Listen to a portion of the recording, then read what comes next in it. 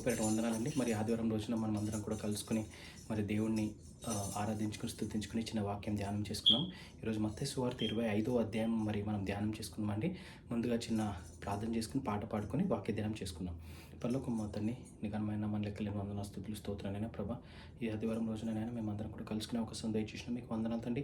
Last week అంతటా తోడున్నది మీకు వందనాలు తండ్రి ప్రభా. ఈ కొత్త వారం, కొత్త ఆదివారం నాయన మీకు వందనాలు, పునరుద్ధాన దినం తండ్రి ప్రభా నాయన. మరి ఈ ఆదివారం రోజునైనా మేము ధ్యానించుకుని వాక్యాన్ని ఆరాధించుకుని మిమ్మల్ని స్తుతించుకుని కృపించుకోరు మీకే వందనాలు తండ్రి ప్రభా. ఆది నుంచి అంతవరకు మీరే తోడుండి సహాయం తెచ్చండి నాయన. మీకే మహిమగంతా చెల్లించుకుంటున్నాయన. మీ చిత్తం జరిగిస్తున్నందుకు మీకే మహిమగంతా చెల్లించుకుంటూ మేమైనా తెలిసి తెలుతో ప్రేక్షించిన చిన్న ప్రార్థన సరే శ్రావణ పెట్టుకుంటున్నాం తండ్రి. ఆమేన్. చిన్న పాట పాడుకుందామండి. మనకి తెలిసిన పాటే, హృదయమా హృదయమా నా హృదయమా. నిన్నే తలచి నిన్నే వలసే దేవుడే మనుషుడైన చిత్రము చూడుమా. ఆ దేవుడే దీనుడైన చిత్రము చూడుమా. హృదయమా హృదయమా నా హృదయమా, యేసయ్య ప్రేమను కాంచుమా, యేసయ్య ప్రేమను కాంచుమా. ప్రాణమా ప్రాణమా నా ప్రాణమా, యేసయ్య స్నేహము కోరుమా, యేసయ్య స్నేహము కోరుమా. స్థిరమే లేని మనుషుల ప్రేమలు నటనయ చూపుతూ కదిలే బొమ్మలు. కలుగజేయునే నీకు గాయము, చేయలేవులే ఏ సాయము. గాయాలన్నీ గేయాలుగా మార్చును నీకు యేసయ్యా. సాయమిచ్చి హాయినిచ్చి కౌగిట దాచును మెస్సయ్యా. నీలో నిలచి నీతో నడచి మార్గమే చూపిన మంచి దేవుడు, అనురాగమే పంచిన ఆత్మీయుడు. మార్గమే చూపిన మంచి దేవుడు, అనురాగమే పంచిన ఆత్మీయుడు. హృదయమా హృదయమా నా హృదయమా, యేసయ్య ప్రేమను గాంచుమా, యేసయ్య ప్రేమను గాంచుమా. ప్రాణమా ప్రాణమా నా ప్రాణమా, యేసయ్య స్నేహము కోరుమా, యేసయ్య స్నేహము కోరుమా. హల్లెలూయా. చిన్న వాక్యధ్యానం చేసుకుందామండి. మనం ఈరోజు మత్తయి సువార్త 25వ అధ్యాయం చూసుకుంటున్నాము. అధ్యాయంలో 3 విభాగాలుగా డివైడ్ అయింది. 1 నుంచి 13 వచనాలు, 14 నుంచి 30, 31 నుంచి 46 వచనాలు. సో ముందుగా మత్తయి సువార్త 25వ అధ్యాయము 1 నుంచి 13 వచనాలు. The parable of the 10 virgins. పరలోక రాజ్యము తమ దివిటీలు పట్టుకొని పెండ్లి కుమారుని ఎదుర్కొనుటకు బయలుదేరిన 10 మంది కన్యకలను పోలి ఉన్నది. సో పరలోక రాజ్యం ఎలా పోలి ఉన్నదంట? దివిటీలు పట్టుకుని 10 మంది కన్యకలు పోలి ఉన్నదంట. సో వీరిలో 5గురు బుద్ధి లేనివారు, 5గురు బుద్ధి గలవారు. బుద్ధి లేనివారు తమ దివిటీలు పట్టుకొని తమతో కూడా నూనె తీసుకొని పోలేదు. బుద్ధి గలవారు తమ దివిటీలలో కూడా సిద్ధెలలో నూనె తీసుకొని పోయిరి. సో ఇక్కడ 5 బుద్ధి లేని వాళ్ళు, 5 బుద్ధి గల కన్యలు. సో బుద్ధి లేని వారు దివిటిలో నూనె తీసుకెళ్ళదంటే, బుద్ధి గల వారు దివిటిలో నూనె తీసుకుని వెళ్ళారంట. పెండ్లి కుమారుడు ఆలస్యం చేయగా వారందరూ కునికి నిద్రించుచుండిరి. అర్ధరాత్రి వేళ ఇదిగో పెండ్లి కుమారుడు అతనిని ఎదుర్కొనరండి అను కేక వినబడెను. అప్పుడు ఆ కన్యకలందరూ లేచి తమ దివిటీలను చక్కపరచిరి. గాని బుద్ధి లేని ఆ కన్యకులు, మా దివిటీలు ఆరిపోవుచున్నవి కనుక మీ నూనెలో కొంచెము మాకియ్యుడని బుద్ధిగల వారిని అడిగిరి. అందుకు బుద్ధిగల కన్యకలు, మాకును మీకును ఇది చాలదేమో, మీరు అమ్మువారి వద్దకు పోయి కొనుక్కుడని చెప్పిరి. వారు కొనుబోచుండగా పెండ్లి కుమారుడు వచ్చెను. అప్పుడు సిద్ధపడి ఉన్న వారు అతనితో కూడా పెండ్లి విందుకు లోపలికి పోయిరి. అంతటా తలుపు వేయబడెను. ఆ తరువాత తక్కిన కన్యకలు వచ్చి, అయ్యా అయ్యా, మాకు తలుపు తీయుమని అడుగగా అతడు, మిమ్మును నేను ఎరుగనని మీతో నిశ్చయముగా చెప్పుచున్నాను. నేను ఆ దినమైనను గడియ అయినను మీకు తెలియదు గనుక మెలకువగా ఉండుడి. ఆమేన్. సో ఇక్కడ బుద్ధి గలవారు బుద్ధికి లేని కన్యకల్లాగా ఐదుగురిని డివైడ్ చేసి చెప్తున్నాడు. అంటే ఇది ఎలా చెప్తున్నాడంటే మనము అలర్ట్గా ఉండాలి. అంటే దేవుడు రాకడ అనేది మనకి చెప్పి రాదు. సో మీరు నిద్రమత్తులై లేజినెస్తో అసలు అలా ఉండకండి. అలర్ట్గా ఉండి మనం ప్రార్థన చేసుకుని దేవుడు వాక్యం విని మనం ఏ విధంగా అయితే మన డైలీ లైఫ్లో మన రొటీన్ లైఫ్లో మనం వెళ్తున్నామో అలానే ఉండి లేజినెస్ అన్నది రానికుండా మనము దేవుడు రాకడ వస్తుంది, సమీపంగా ఉంది అని మనం యాక్టివ్గా ముందుకు ఉండాలని చెప్తున్నాం. సో బుద్ధి కలవారు ఏం చేశారు, ఇట్లా పెళ్లికుమారుడు వచ్చాడు అని చెప్పగానే ఇమ్మీడియట్గా లేచి వాళ్ళ దివిటీల్ని, అంటే ఆరిపోకుండా ఆ వెలుగుని, ఆ దివిటీలు, ఆ ల్యాంప్ను ఆన్ చేసుకుని ఇమ్మీడియట్గా వెళ్ళిపోయారంట. వీళ్ళేంది నూనె లేదని చెప్పి బుద్ధి లేని కన్యకలు వాళ్ళు నూనె తెచ్చుకోవడానికి వెళ్ళేటప్పటికి ఇంకా డోర్ వేసేసారంటే వాళ్ళని ఎలా చేయలేదు. అంటే ఇది ఏ విధంగా సూచిస్తుందంటే, so it's not our time. అంటే మన టైం కాదు, దేవుడి సమయం అన్నది ఒక సమయం ఉంటుంది. ఆ సమయంకి మనం వేచి చూడాలి. ఆ సమయం వచ్చినప్పుడు మనల్ని మనము ఆయుత్తపరుచుకుని మనం ముందుకి వెళ్ళాలని మరి దేవుడి వాక్యం సెలవిస్తుంది. నెక్స్ట్ మత్తయి సువార్త 25:14-30 the parable of the bags of gold. 14-30 వచనాలు. పరలోక రాజ్యము ఒక మనుష్యుడు దేశాంతరమునకు ప్రయాణమై తన దాసులను పిలిచి తన ఆస్తిని వారికి అప్పగించినట్లుండును. సో పరలోక రాజ్యము ఒక మనుష్యుడు, అంటే ఒక మనుష్యుడు దేశాంతరం పోయి, అంటే పరలోక రాజ్యం ఎలా ఉంటుందో, ఒక మనిషి వేరే దేశానికి మరి వెకేషన్కి అయినా అవ్వచ్చు, లేదా బిజినెస్ ట్రిప్ అయినా అవ్వచ్చు, అలా వెళ్ళినప్పుడు సో తన దాసులకు, అంటే తన కింద పనిచేసే మరి ఎవరైతే మనుషులు ఉంటారో వాళ్ళందరూ కూడా ఆస్తిని అప్పగించినట్లు ఉంటుందంట పరలోక రాజ్యం. సో అతడు ఒకనికి 5 తలాంతులు, ఒకనికి 2, ఒకనికి 1 ఎవని సామర్థ్యము చొప్పున వానికి ఇచ్చి వెంటనే దేశాంతరం పోయెను. 5 తలాంతులు తీసుకొనిన వాడు వెళ్ళి వాటిలో వ్యాపారం చేసి మరి 5 తలాంతులు సంపాదించెను. అలాగుననే 2 తీసుకొనిన వాడు మరి 2 సంపాదించెను. అయితే 1 తలాంతు తీసుకొనిన వాడు వెళ్ళి భూమి త్రవ్వి తన యజమానుని సొమ్ము దాచిపెట్టెను.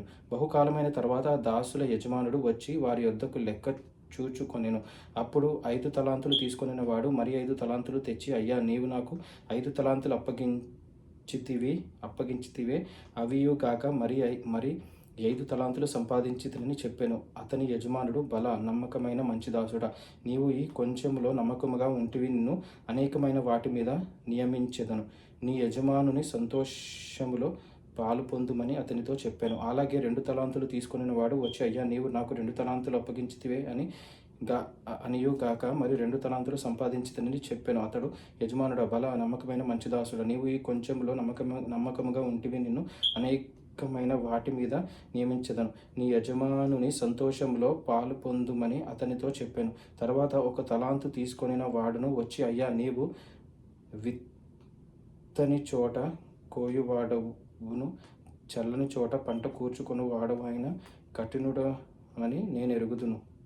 కనుక నేను భయపడి వెళ్ళి నీ తలాంతును భూమిలో దాచిపెట్టి ఇదిగో నీది, నీవు తీసుకోమని చెప్పాను.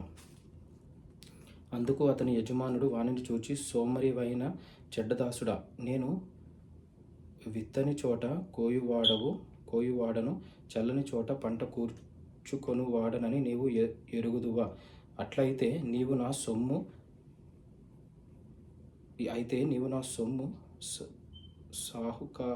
సాహుకారుల యొద్ద ఉంచవలసి ఉండెను. నేను వచ్చి వడ్డీతో కూడా నా సొమ్ము తీసుకొని ఉందునే అని చెప్పి ఆ తలాంతును వాని యొద్ద నుండి తీసివేసి 10 తలాంతులు గలవానికి ఇయ్యుడి.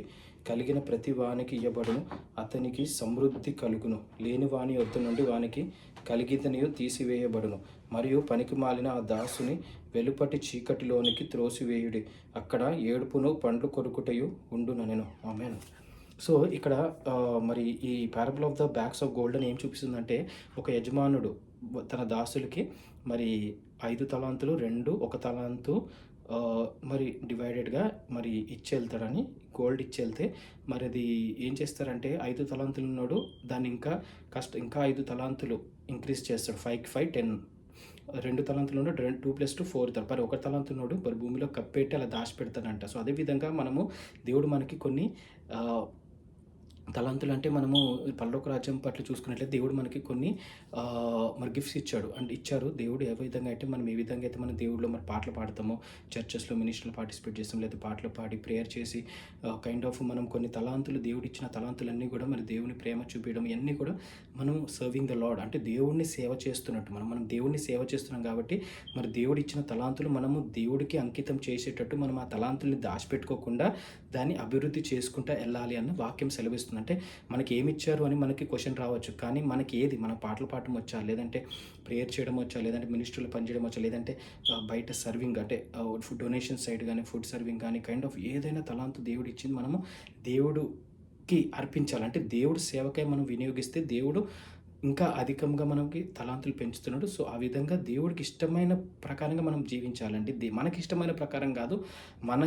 మనసుకు సంతోషం వస్తది. కానీ దేవుడు కూడా ఇష్టమైన ప్రకారం జీవిస్తే దేవుడు ఆ తలాంతుల్ని పెంచి సో, ఈ ఒక తలాంతు దగ్గర ఉన్నోడిని తీసేసుకొని వాడికి ఏమి ఇయ్యకుండా సో, ఆయన్ని ఎవరో లేజీ అంటే లేజీ ఉన్నావు నువ్వు సేవకుడా అని ఆయన దగ్గర తీసేసుకొని అది 10 తలాంతులు ఉన్న వాళ్ళకిచ్చి సో, ఎందుకంటే మనం ఇచ్చిన దాన్ని మనం మంచిగా యూజ్ చేసి దేవుడికి మహిమ కలగాలండి. ఫైనల్‌గా ఏం చేయాలంటే మనం చేసే ప్రతి పని దేవుడికి మహిమ కలగాలి. ఎందుకంటే దేవుడు సృష్టికర్త. మనల్ని దేవుడు మన గ ది తల్లి గర్భంలో రూపింపబడకముందే మన గురించి దేవుడు అన్నీ కూడా మరి తెలిసిన దేవుడు. అన్నీ కూడా planned. He has a plan for us. So, అదే విధంగా ఆయనకి మనకొక ప్లాన్ ఉంది కాబట్టి మరి ఆయన ఇచ్చిన తలాంతులు ఆయన గురించే వాడుకొని మనం ఆయన్ని మహిమపరచాలని దేవుడు ఇష్టపడుతారండి. సో, మనకిచ్చిన తలాంతులు మన మరి దేవుడికి సన్నిధిలో మరి మనం వాడి మరి దేవుడిని మహిమపరచాలని దేవుడు ఆశిస్తున్నాడు. నెక్స్ట్ మత్తయి సువార్త 25:31-46 the sheep and the goats. మత్తయి 25:31-46 తన మహిమతో మనుష్య కుమారుడును ఆయనతో కూడా సమస్త దూతలను వచ్చినప్పుడు ఆయన తన మహిమ గల సింహాసనము మీద ఆసీనుడై యుండును. అప్పుడు సమస్త జనములు ఆయన ఎదుట పోగు చేయబడుదురు. గొల్లవాడు మేకలలో నుండి గొర్రెలను వేరుపరచునట్లు ఆయన వారిని వేరుపరచి తన కుడివైపున గొర్రెలను ఎడమ వైపున మేకలను నిలువబెట్టును. అప్పుడు రాజు తన కుడివైపున ఉన్న వారిని చూచి, నా తండ్రి చేత ఆశీర్వదింపబడిన వారలారా రండి, లోకము పుట్టినది మొదలుకొని మీ కొరకు స్థిరపరచబడిన రాజ్యమును స్వతంత్రించుకొనుడి. నేను ఆకలిగొంటిని, మీరు నాకు భోజనము పెట్టితిరి, దప్పిగొంటిని, నాకు దాహమిచ్చితిరి, పరదేశినై యుంటిని, నన్ను చేర్చుకొంటిరి, దిగంబరినై యుంటిని, నాకు బట్టలిచ్చితిరి, రోగి అయి ఉంటితిరి, నన్ను చూడవచ్చితిరి, చెరసాలలో ఉంటిని, నా యొద్దకు వచ్చితిరని చెప్పును. అందుకు నీతిమంతులు, ప్రభువా, ఎప్పుడు నీవు ఆకలిగొని ఉండుట చూచి నాకు ఆహారం ఇచ్చితివి, నీవు దప్పిగొని ఉండుట చూచి ఎప్పుడు దాహం ఇచ్చితివి, ఎప్పుడు పరదేశివై ఉండుట చూచి నిన్ను చేర్చుకొంటిమి, దిగంబరి ఉంటిని చూచి బట్టలు ఇచ్చితిమి, ఎప్పుడు రోగి అయి ఉండుట చూచి చెరసాలలో ఉండుట అయినను చూచి నీ యొద్దకు వచ్చితిమి ఆయనను అడిగిరు. అందుకు రాజు, మిక్కిలి అల్పులైన ఈ నా సహోదరులలో ఒకనిని మీరు చేసితిరి గనుక నాకు చేసితిరని నిశ్చయముగా మీతో చెప్పుచున్నానని వారితో అనును. అప్పుడు ఆయన, ఎడమ వైపున ఉండు వారిని చూచి, శపింపబడిన వారలారా, నన్ను విడిచి అపవాదికిని వాని దూతలకును స్థిరపరచబడిన నిత్యాగ్నిలోనికి పోవుడి. నేను ఆకలిగొంటిని, మీరు నాకు భోజనము పెట్టలేదు, దప్పిగొంటిని, మీరు నాకు దాహమియ్యలేదు, పరదేశినై యుంటిని, మీరు నన్ను చేర్చుకొనలేదు, దిగంబరినై యుంటిని, మీరు నాకు బట్టలియ్యలేదు, రోగినై చెరసాలలో ఉంటిని, మీరు నన్ను చూడరాలేదని చెప్పును. అందుకు వారును, ప్రభువా, మేము ఎప్పుడు నీవు ఆకలిగొని ఉండుట అయినను, దప్పిగొని ఉండుట అయినను, పరదేశినై ఉండుట అయినను, దిగంబరి ఉండుట అయినను, రోగి ఉండుట అయినను, చెరసాలలో ఉండుట అయినను చూచి నీకు ఉపచారము చేయకపోతిమని ఆయనను అడిగెదరు. అందుకైన మిక్కిలి అల్పులైన వీరిలో ఒక్కనికైనను మీరు ఇలాగూ చేయలేదు కనుక నాకు చేయలేదని మీతో నిశ్చయంగా చెప్పుచున్నానని వారితో అనును. వీరు నిత్య శిక్షకును, నీతిమంతుల నిత్య జీవమునకు పోవుదురు. వీరు శిక్షకును, నీతిమంతులు. ఆమేన్. So the sheep and the goats అంటే గొర్రెలు, షీప్ అండ్ ద గోట్స్ అంటే షీప్ గోట్స్ డిఫరెన్స్ చూపిస్తున్నారు ఇక్కడ. అంటే గొర్రెలు, గోట్స్. సో ఇక్కడ ప్రభు ఏం చెప్తున్నారంటే తన మహిమతో మనుష్య కుమారుడు ఆయనతో కూడా సమస్త దూతలను వచ్చుచున్నప్పుడు ఆయన తన మహిమ గల సింహాసనం మీద ఆసీనుడై ఉండును. అప్పుడు సమస్త జనములు ఆయన ఎదుట పోగు చేయుదురు గొల్లవాడు మేకలలో నుండి గొర్రెలను వేరుపరిచినట్లు ఆయన వారిని వేరుపరచు అంటే దేవుడు మరి మనుష్య కుమారుడు మరి ఏ విధంగా అయితే ఆయన తన దూతలతో మరి గాడ్ సెకండ్ కమింగ్ మరి దూతలతో వచ్చినప్పుడు ఆయన తన మహిమ గల సింహాసనం మీద వచ్చినప్పుడు ఆశీనుడి వచ్చినప్పుడు గొర్రెల్ని అంటే మనందరం అలా నించున్నప్పుడు మనలో గొర్రెల్ని మేకల్ని వేరుపరుస్తాడంట. సో గొర్రెలు అంటే ఏంటంటే ఆయన మాట విని ఆయన స్వరం విని ఆయన చెప్పిన విధంగానే వెళ్ళేటోళ్ళని గొర్రెల్ని మరి మేకల్ని గొర్రెల్ని వేరుపరుస్తాడంట. అదేవిధంగా ఎవరైతే మరి మరి బీదలకు కానీ మరి మనుషులు ఎవరికైనా అంటే ఇప్పుడు మనం భూలోకంలో ఉన్నాం కదండి, మనం మనుషులతో సంచరించినప్పుడు ఎవరికైనా ఏదైనా సహాయం కాయాలంటూ మరి బట్టలు లేని వాళ్ళకి బట్టలు ఇచ్చుడు, ఆహారం లేని వాళ్ళకి ఆహారం ఇచ్చుడు, దాహం కొని వారు దప్పికొని వారు దాహం ఇచ్చుడు, బట్టలు లేని వారు బట్టలు ఇచ్చుడు, అదేవిధంగా దేవుని ప్రేమ చూపించుడు, ఇలా కైండ్ ఆఫ్ దేవుడు మరి కొన్ననలు. సో ఈ థింగ్స్ అన్నీ కూడా మనము ఈ భూలోకం ఉన్నంత వరకు చేయాలని చెప్పి ఎప్పుడు నీవు ఆకలి కొని నా యుద్ధకు వచ్చి తిరిగి చెప్పును. అందుకు నీతిమంతులు. సో నీతిమంతులు ఎవరైతే రైచియస్ పీపుల్ వాళ్ళు ప్రభువా ఎప్పుడు నీవు ఆకలి కొంటావు అంటే నువ్వు ఎప్పుడు ఆకలిలో ఉన్నావు, నీకు ఎప్పుడు బట్టలు ఇచ్చాము, నీకు ఎప్పుడు దాహమైన మేము హెల్ప్ చేసామని అంటే నాకు ఇచ్చుడు కాదు, మీరు భూలోకంలో ఉన్నప్పుడు మీరు ఎవరైతే మీ మీ మీ అంటే మీ ఫ్రెండ్స్లో కానీ ఫ్యామిలీ ఎవరైనా నెట్వర్క్లో ఉన్నప్పుడు వాళ్ళకి సహాయం చేసినట్టు మీరు నాకు సహాయం చేసినట్టే అని వాక్యం సెలవిస్తుంది. సో ఎవరైతే సహాయం చేస్తారో సో వాళ్ళు నాకు చేసినట్టు సో వాళ్ళని నేను నీతిమంతులుగా ఎంచుకొని సో వాళ్ళకి నేను ప్రత్యేకపరచుకుంటాను. అంటే మేకల నుంచి గొర్రెల నుంచి ప్రత్యేకపరచుకొని మరి ఆయన ఎప్పుడైతే తిరిగి సింహాసనం మీద ఆసీనుడి వస్తాడో ఆ దేవుడు సన్నిధిలో మనందరినీ చేర్చుకుంటాడండి. సో అందుకు మనము సిద్ధపడి ఉండాలి. మన మనుషుల్ని మనం నీతిమంతులుగా జీవించి మరి దేవునికి మహిమ కలిగేలాగా మనం జీవించాలని కోరుకుంటూ ఈ చిన్న వాక్యం దేవుడు దీవించింది కాక ప్రార్థన చేసుకున్నాం. పర్లోకం మా తండ్రి ఘనమైన నామమున లెక్కలేని వందనాలు స్తుతులు స్తోత్రాలైన ప్రభువైనా ఈ ఆదివారం రోజునైనా మత్తయి సువార్త 25వ అధ్యాయం చదువుతాం తండ్రి. 3 విభాగాలుగా డివైడ్ అయిన నేను టాపిక్స్ని నేను చూసుకున్నాం తండ్రి. ఈ విధంగా అయితే నేను తండ్రి ప్రభావ మేము మరి మీ పిలుపుకై వేచి ఉండాలి. మీరు అక్కడలో మేము ఏ విధంగా అయితే గొర్రెల్ని మేకల్ని మీరు ఏ విధంగా అయితే విభజిస్తూ మరి నీతిమంతులుగా ఉండాలో అదేవిధంగా నాయన తండ్రి మరి ఇచ్చిన తలాంతులను ఏ విధంగా వాడుకోవాలని చెప్పారు. మీకు వందనాలు తండ్రి. మరి ఈ వాక్యాలు మేము ధ్యానించుకుని వారం అంతట్లో ముందుకెళ్ళే కృపించు కోరుకుంటూ నేను మీకే మహిమకంత చెల్లించుకుని ప్రతి ఒక్క బిడ్డకి మేము ఎన్నైనా దీవెనలు దయచేస్తున్నాను. మీకే మహిమకంత చెల్లించుకుని మేమని తెలిసి క్షమించమని ఈ చిన్ని ప్రార్థన నజరేయుడైన యేసు నామమున వేడుకుంటున్నాం తండ్రి. ఆమేన్. అందరికీ సెలవు. Have a great day. Thank you.